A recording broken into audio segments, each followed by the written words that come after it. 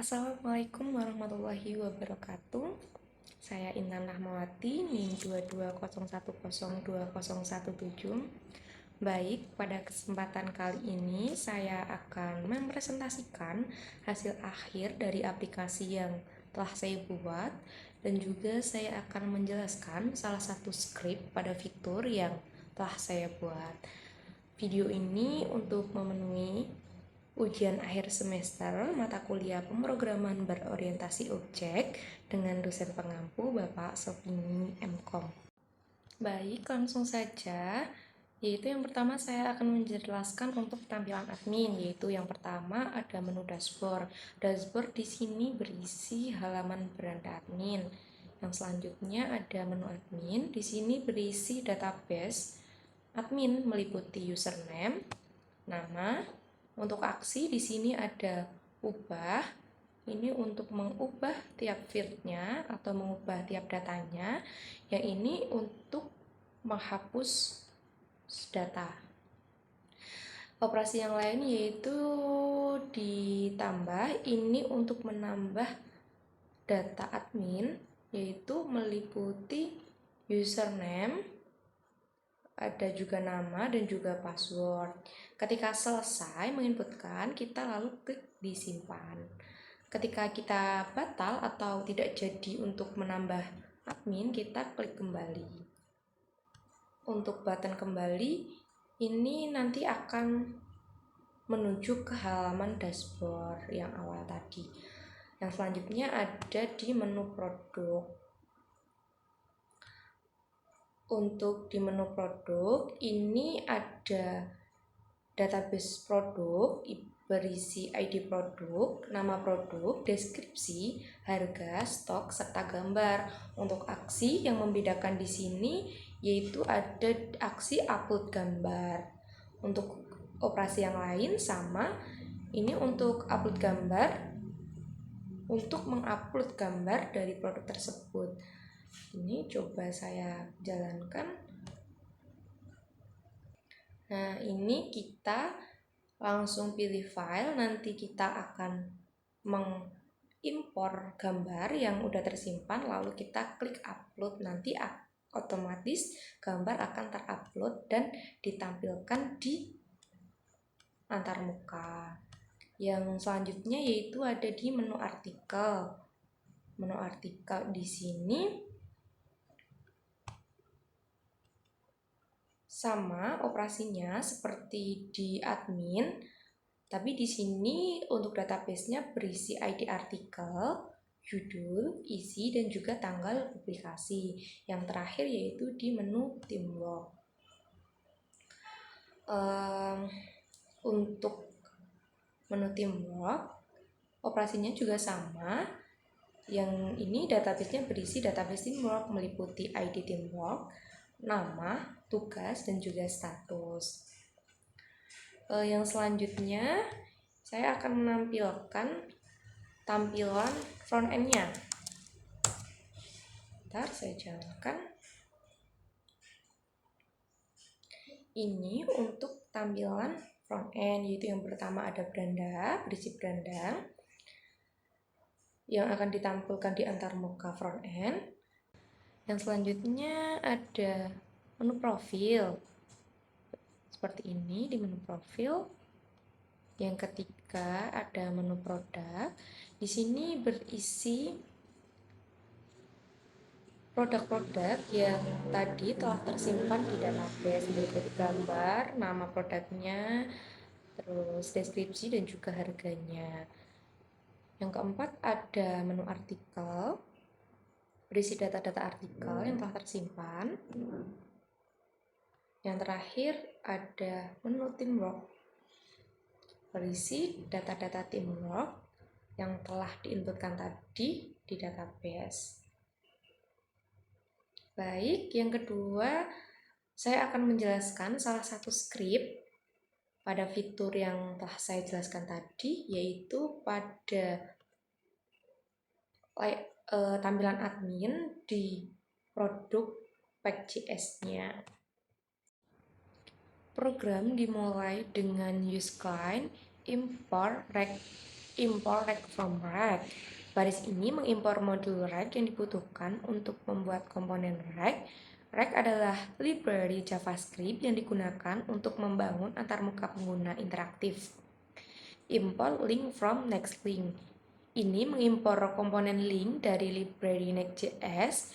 Komponen link digunakan untuk menangani navigasi antar halaman dalam aplikasi web Next.js tanpa perlu merefresh seluruh halaman.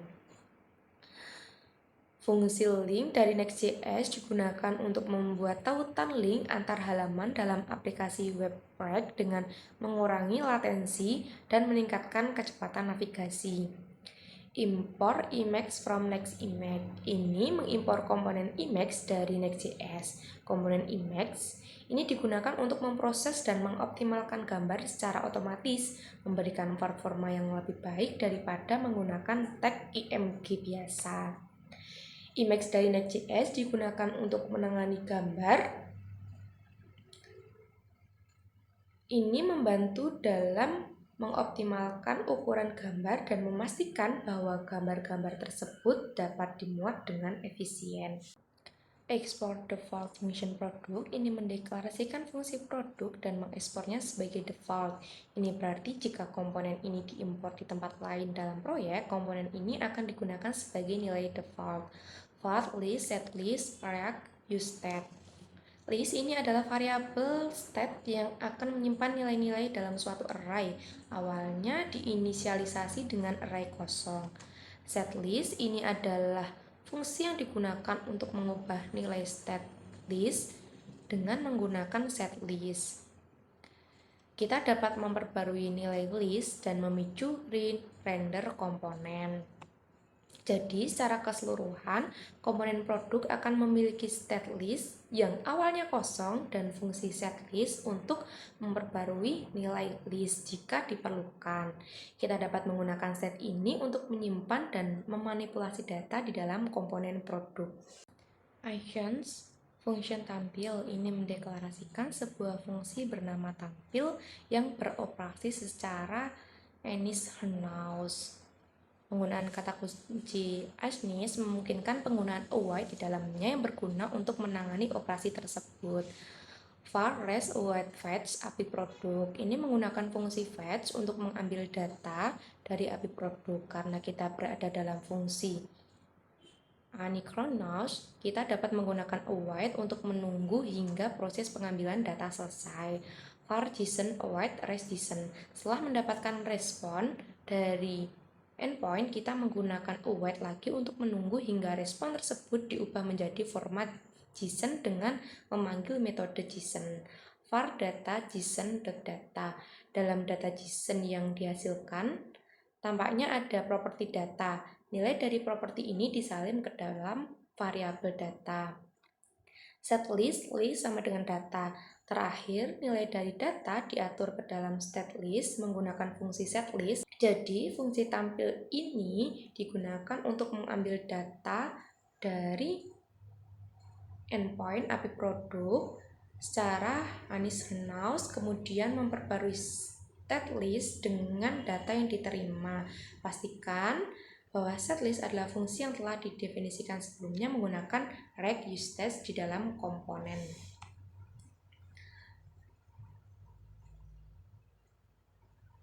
Var res await fetch API produk menggunakan fungsi fetch untuk mengirim permintaan delete ke API produk.